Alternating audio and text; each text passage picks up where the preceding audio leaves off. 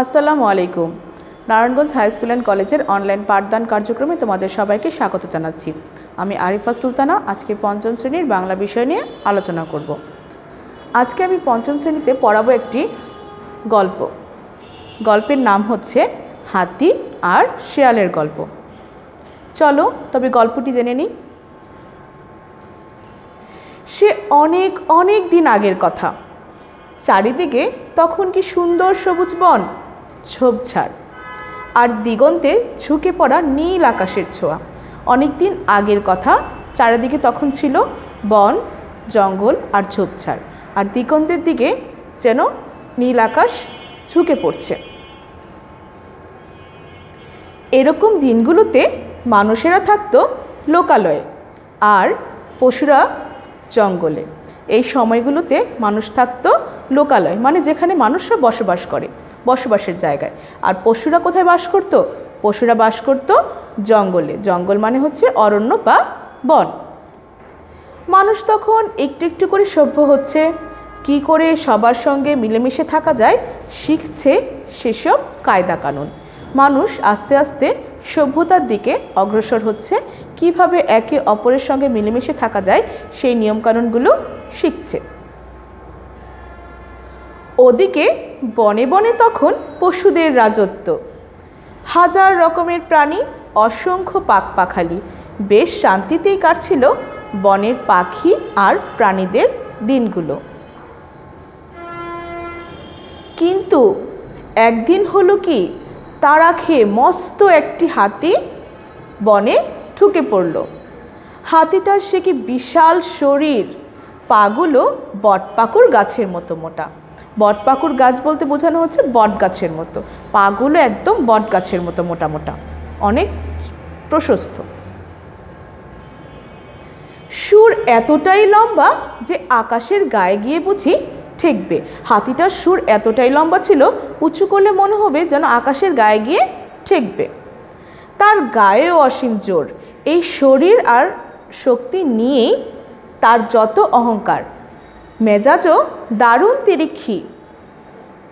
তিরিক্ষি মানে হচ্ছে বদমেজাজি। ও খুব অহংকারী ছিল এবং খুব খারাপ মেজাজের অধিকারী ছিল। তো যেই না হাতিটার ওই বনে ঢোকা, অমনি শুরু হয়ে গেল তোলপাড়। নতুন অতিথি এসেছে, সবাই স্বাগত জানাবার জন্য প্রস্তুত হচ্ছে। হাতিটা যেই বনের ভিতরে ঢুকলো, সেই সবাই কি করলো, হাতিটাকে নতুন অতিথি এসেছে মনে করে স্বাগত জানানোর জন্য নানা আয়োজন করা শুরু করে দিল। কিন্তু ওই দুষ্ট হাতিটার সে কি তুলকালাম কাণ্ড। মানে হাতিটা তো ভালো ছিল না, ও বনে ঢোকা মাত্রই তুলকালাম কাণ্ড করা শুরু করে দিল। খুব জোর গলা ফাটিয়ে দিল প্রচণ্ড একটা হুঙ্কার। থরথর করে কেঁপে উঠল সমস্ত বন। ও কি করলো, সুরের সাহায্যে জোরে একটা হুঙ্কার দিয়ে উঠল এবং থরথর করে বন কেঁপে উঠল, যেন ভূমিকম্প হচ্ছে। গাছে গাছে পরম নিশ্চিন্তে বসেছিল পাখি। তারা ভয়ে ডানা ঝাপটাতে শুরু করলো।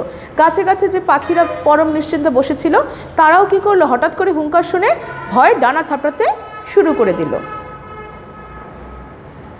মাটির তলায় লুকিয়েছিল যে ইঁদুর আর গুবরে পোকার দল, তারা বুঝতে চাইল কি এমন ঘটলো যে এমন করে কেঁপে উঠল মেদিনী। মেদিনী মানে হচ্ছে পৃথিবী। মানে ইঁদুর গর্তের ভিতরে ছিল, তারাও বের হয়ে আসলো যে আসলে কি হলো পৃথিবীর মধ্যে, যেরকমভাবে কেঁপে উঠল। গুবরে পোকার দল তারাও বের হয়ে আসলো দেখার জন্য যে আসলে কি হয়েছে। হাতিটা এমন ভাব করতে শুরু করলো সে বুঝি বনের রাজা। গুরুগম্ভীর ভারিক্কি চালের কেশর দোলানো অমিত শক্তিধর সিংহ, সেও হাতিটার কাছে আসতে ভয় পায়। বলা হয়ে থাকে সিংহ হচ্ছে বনের রাজা, কিন্তু হাতিটার এরকম ভাব পেয়ে সিংহ ভয় পেয়ে গেল। সে নিজের যেন রাজত্ব হারিয়ে ফেলেছে এরকম ভাব করতে শুরু করে দিল। সিংহ একদম চুপচাপ গুহার ভিতরে ঢুকে থাকলো, মানে বের হয়ে আসে না হাতির ভয়ে। হালুম বাঘ মামা, সেও হাতিটার ধারে কাছে ঘেঁষতে চায় না। বনের সবাই ততস্থ, মানে ভীত, শঙ্কিত, ভয়ে আতঙ্কিত। কখন জানি কি হয়, মানে কখন জানি হাতি কাকে ধরে বসে, কাকে জানি আঘাত দিয়ে ফেলে। এই ভয়ে কেউ হাতিটার কাছেও যেত না। একবার তো কি জানি কি হয়েছে, নিরীহ একটা হরিণকে ছুঁড়ে ফেলে দিল দূরে। একবার কি জানি কি হয়েছে, হঠাৎ করে দেখলো একটা হরিণ, তার রাগ হলো, সে হরিণটাকে কি করলো, সুরের মধ্যে পেঁচিয়ে ধরে ছুঁড়ে ফেলে দিল। আরেকবার ছোট একটা পিঁপড়ে, ক্ষুদ্র একটা পিঁপড়ে পায়ের তলায় পিষে মেরে ফেললো। সেই থেকে বনের কোনো প্রাণী হাতিটার ছায়াও মারাতো না, মানে হাতিটা যেখান দিয়ে যাচ্ছে বা হাতিটার ছায়া যেখানে আছে সেই জায়গাটা দিয়ে যেত না। দিনে দিনে হাতিটা হয়ে উঠলো আরও অহংকারী।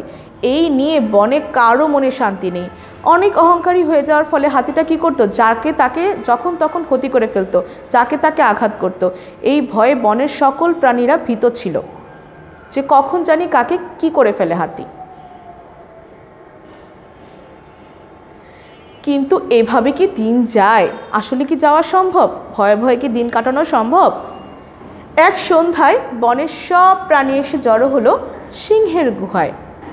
এর একটা বিহিত চাই। বিহিত মানে হচ্ছে এর একটা প্রতিকার চাই, সমস্যার সমাধান করতে হবে।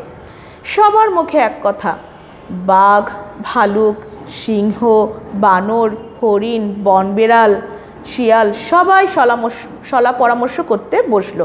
সবাই বসলো যে কি কোনো একটা উপায় বের করতে হবে যে হাতিটাকে কীভাবে শায়েস্ত করা যায়, ওকে থামানো যায় কীভাবে। শেষে সবাই মিলে শিয়ালের উপরেই ভার দিল। কেন দিল? কারণ কি, আমরা বলে থাকি কি শিয়াল হচ্ছে পণ্ডিত, মানে শিয়ালের মাথায় বুদ্ধি বেশি। তাই সবাই মিলে ভার দিল শিয়ালের উপর যে এখন শিয়ালকে কিছু না কিছু করতে হবে এই হাতিটার কাছ থেকে সবাইকে বাঁচানোর জন্য। দিন আসে দিন যায়। একদিন শিয়াল ভয়ে ভয়ে হাজির হলো হাতির আস্তানায়, মানে হাতি যেখানে বাস করে সেখানে। লেজ গুটিয়ে সালাম দিল, বলল, আপনি তো বনের সবচেয়ে শক্তিশালী প্রাণী, আপনি আমাদের রাজা। শিয়াল আবার কি করতে পারে, খুব ভালো তোষামত করতে পারে। ও কি করলো, খুব সুন্দর করে তোষামত করে হাতিকে বলল, আপনিই তো হচ্ছেন আমাদের বনের রাজা। যারা অহংকারী তারা কিন্তু তোষামত শুনতে খুব পছন্দ করে। ওই দেখুন, নদীর ওপারে সবাই উদ্গ্রীব হয়ে বসে আছে আপনাকে রাজা হিসাবে বরণ করে নিতে। শিয়াল গিয়ে হাতিকে তাই বলল যে দেখুন, নদীর ওপারে সবাই উদ্গ্রীব হয়ে বসে আছে আপনাকে বনের রাজা হিসাবে বরণ করে নেবে, মানে ঘোষণা দিবে। হাতি তো শিয়ালের কথা শুনে মহা খুশি, অবশ্যই খুশি, ও তো অহংকারী, ও এখন খুশি হয়ে গেছে যে আমাকে রাজা বানাবে। আচ্ছা চলো, এটা বলছে হাতি যে চলো যাই, আমাকে যেহেতু রাজা বানাবে। নদীর পাড়ে এসে শিয়াল বলল, এই আমি নদী সাঁতরে পার হচ্ছি, আপনিও আসুন। শিয়াল বলল যে আমি নদী সাঁতরে পার হচ্ছি, আপনিও চলে আসুন। এই বলে শিয়াল নদীতে দিল হচ্ছে কি ঝাঁপ। হাতি ভাবল, পুচকে শিয়াল যদি নদী পার হতে পারে, আমি পারবো না কেন? সেও নদীতে নেমে পড়ল। হাতি কি ভাবলো যে ছোট একটা শিয়াল, ও যদি নদীতে নামতে পারে তাহলে আমি কেন নদী সাঁতরে পার হতে পারবো না? কিন্তু মস্ত বড় তার শরীর, আর কি ভারী। হাতিটা নদীর পানিতে পা দিল, অমনি তার ভারী শরীর একটু একটু করে তলিয়ে যেতে লাগলো।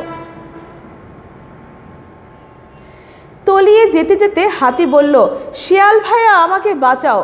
হাতি যখন নদীর মাঝখানে তখন যখন তলিয়ে যাচ্ছে তখনও বলছে কি, শিয়াল ভাইয়া আমাকে বাঁচাও।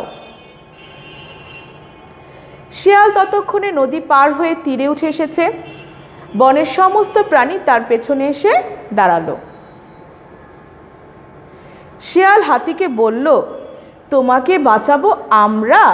এতদিন তোমার অত্যাচারে আমরা কেউ বনে শান্তিতে ঘুমাতে পারিনি, তোমাকে শাস্তি দেওয়ার জন্যই তো নদীতে নিয়ে এসেছি।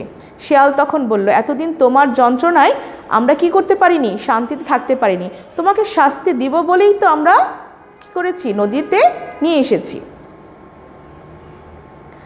বনের যত প্রাণী ছিল সবাই শিয়ালের কথায় প্রতিধ্বনি করে বলে উঠল।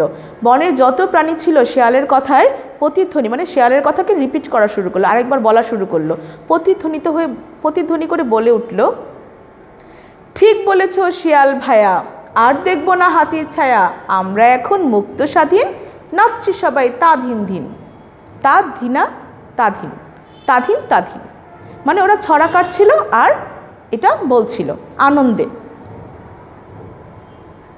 আমি আশা করব তোমরা এই গল্পটি সবাই ভালোভাবে বুঝতে পেরেছ। এবার আমরা পাঠ্য বইয়ের শব্দার্থগুলো জেনে নিব। দিগন্ত, প্রান্তরের শেষে আকাশ যেখানে মাটির সঙ্গে মিশে গেছে বলে মনে হয়। অহংকার, নিজে অনেক বড় কেউ এরকম মনে করা। তিরিক্ষি, খারাপ মেজাজ। তুলকালাম কাণ্ড, এলাহি কাণ্ড। হুঙ্কার, চিৎকার।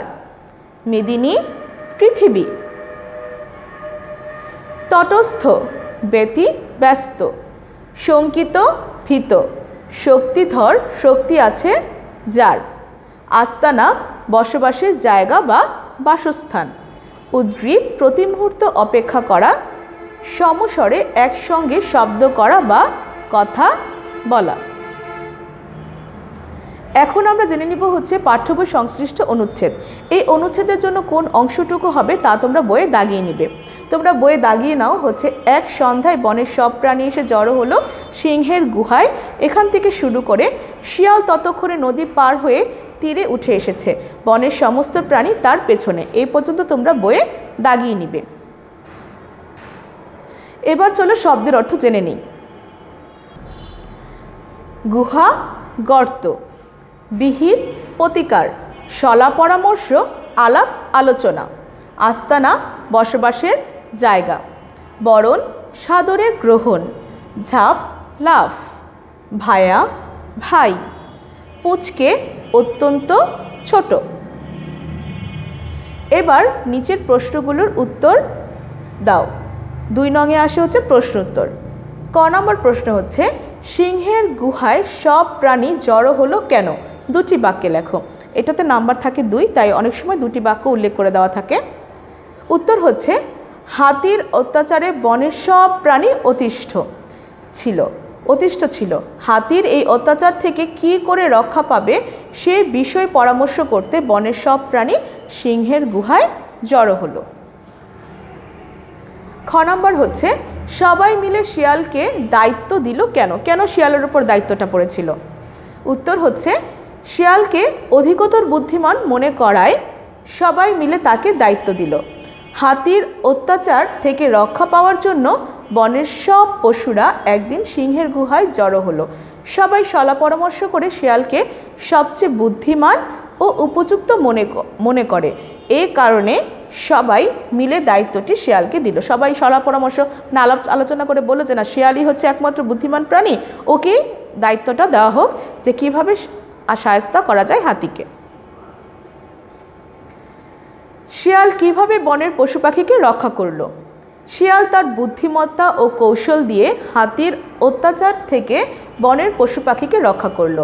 একদিন শিয়াল হাতির আস্তানায় ঢুকে তাকে খুশি করার জন্য সালাম দিয়ে বলল, আপনি তো বনের সবচেয়ে শক্তিশালী প্রাণী, আপনাকে রাজা হিসেবে বরণ করে নেওয়ার জন্য সবাই নদীর ওপারে উদ্গ্রীব হয়ে বসে আছে। শিয়ালের বুদ্ধির ফাঁদে পা দিয়ে নির্বোধ হাতি, নির্বোধ মানে হচ্ছে যার বুদ্ধি কম, নির্বোধ হাতি খুশি হয়ে নদীতে ঝাঁপ দিল। তারপর প্রকাণ্ড শরীর নিয়ে আর উঠতে পারলো না, মানে প্রকাণ্ড মানে মস্ত বড় ভারী শরীর নিয়ে সে আর উঠতে পারলো না। এভাবে শিয়াল তার বুদ্ধির কৌশলে বনের পশু পাখিকে কী করলো? রক্ষা করলো। ঘ নম্বর হচ্ছে, হাতির করুণ পরিণতির 4টি কারণ লেখো। কেন হাতির এরকম নির্মম পরিণত হলো? কেন তাকে ডুবে যেতে হলো? হাতির করুণ পরিণতির 4টি কারণ নিচে দেওয়া হলো যে সে অহংকারী হয়ে উঠেছিল।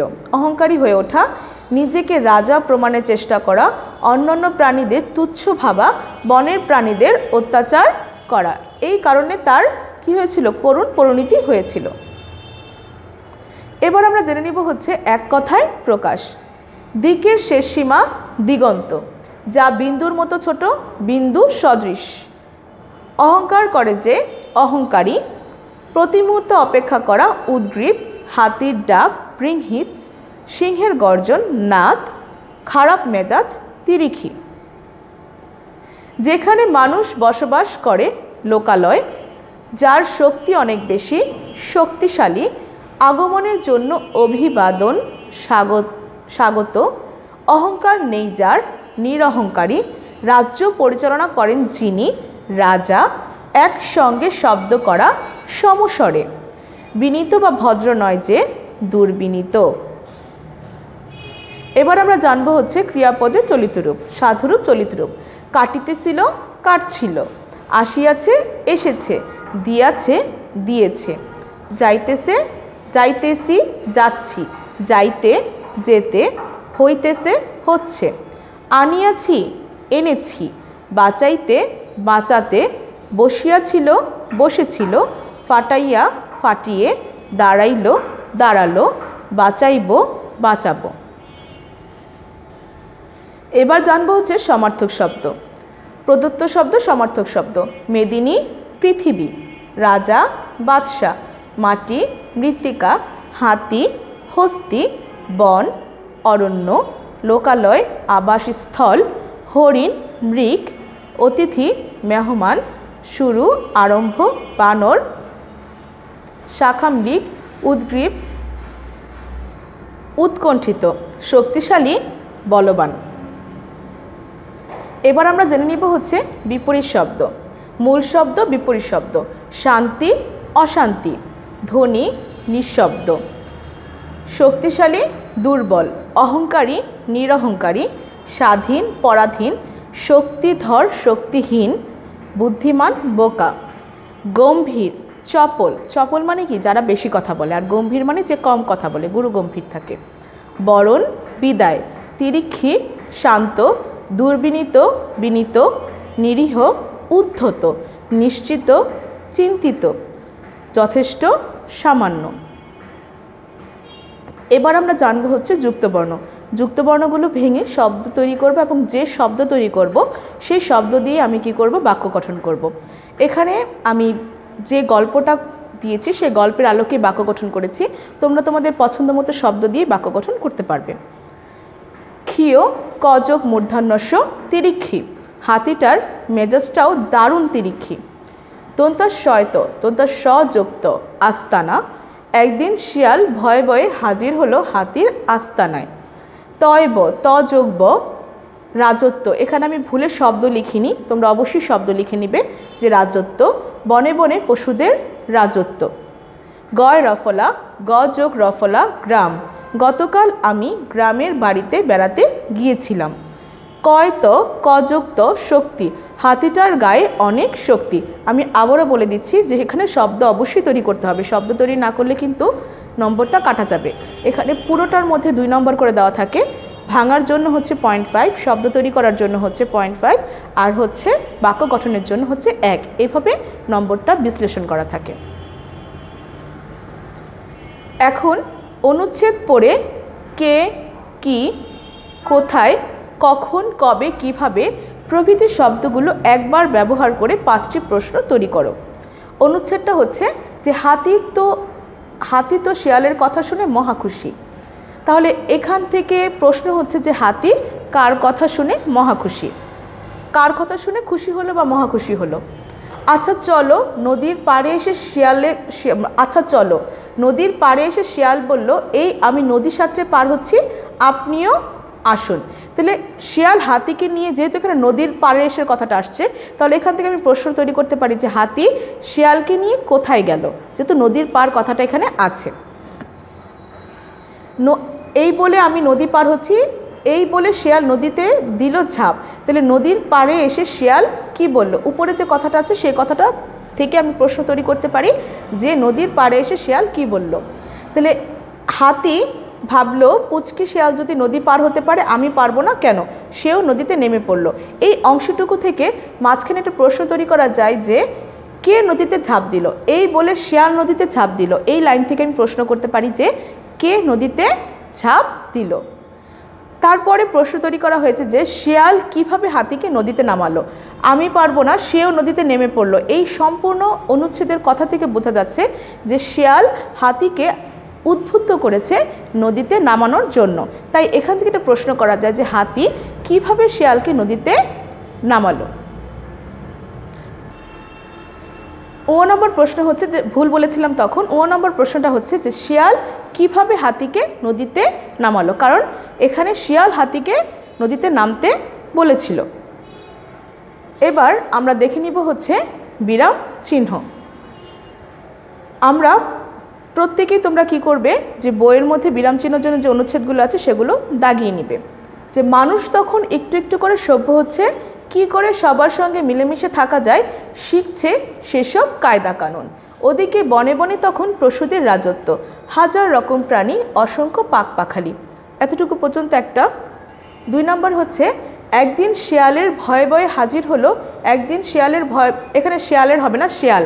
একদিন শিয়াল ভয়ে ভয়ে হাজির হলো হাতির আস্তানায়, লেজ গুটিয়ে একটি সালাম দিল, বলল, আপনি তো বনের সবচেয়ে শক্তিশালী প্রাণী, আপনি আমাদের রাজা। বইয়ে দাগিয়ে নিবে, তাহলেই হবে। 3 নম্বর হচ্ছে এই বলে শিয়াল নদীতে দিল ঝাঁপ। হাতি ভাবল, পুচকি শিয়াল যদি নদী পার হতে পারে, আমি পারবো না কেন? সেও নদীতে কি করলো, নেমে পড়ল।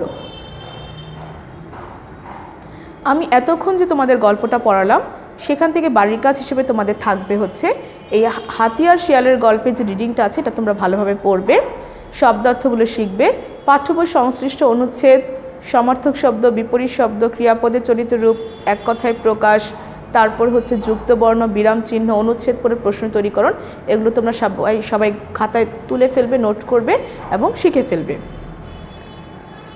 এই হাতি আর শিয়ালের যে গল্পটা, এই গল্পটা মূলত একটি উপদেশমূলক গল্প। এই থেকে কি বোঝা যাচ্ছে, যে অহংকারের একসময় কি হয়, পতন হয়। আমরা কেউই অহংকারী হব না, সবাইকে ভালো চোখে দেখব, সবার সাথে ভালো ব্যবহার করব।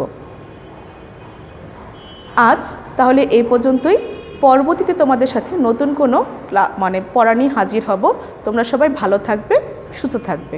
আল্লাহ হাফেজ।